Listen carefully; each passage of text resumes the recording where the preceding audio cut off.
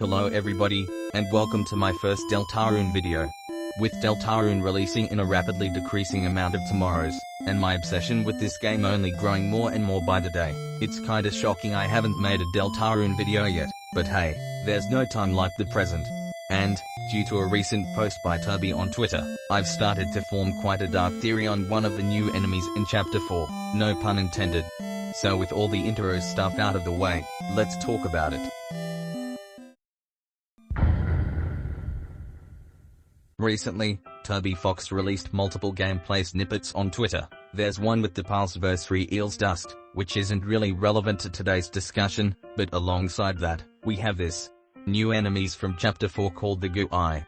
Now, many people before me have pointed this out, but Guei in Chinese folklore are spirits that roam the world causing death, illness, and misfortune.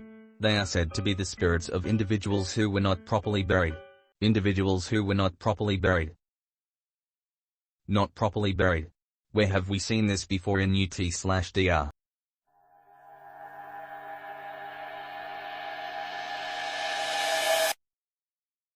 The 6 humans. For the 2 people in the crowd who haven't played Undertale, it takes place in a world where the monster race has been sealed underground, and in order to escape, the monsters declared war on humanity, taking 6 souls from the humans who had fallen into the underground. This war was headed by Guei, and his decision to declare this war is what caused him and Toriel to divorce in the Undertale world. Now, Deltarune is a different world from Undertale, so what does this have to do with Deltarune?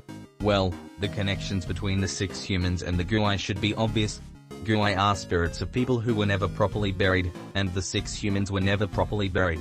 The 7th human to fall into the underground, Kara, was the only one to be given a proper burial. The rest of the humans were left in coffins in Guei's basement.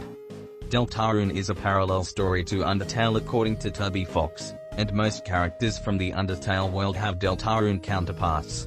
So following that logic, why wouldn't the fallen humans also have Deltarune counterparts?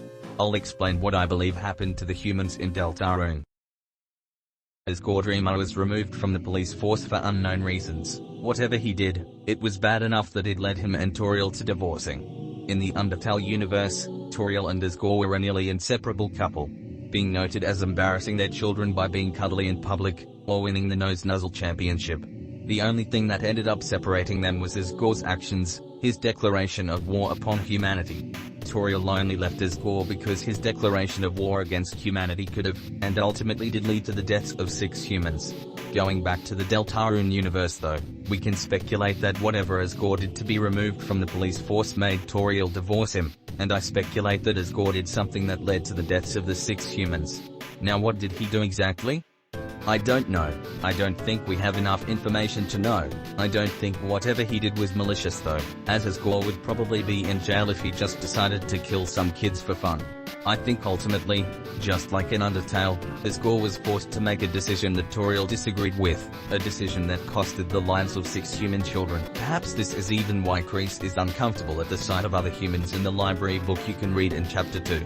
Not because Kreese hates humanity or has some drama with their original family like many suggest, but actually because it reminds them of their father's actions, the lives he took, and the way it split their parents apart.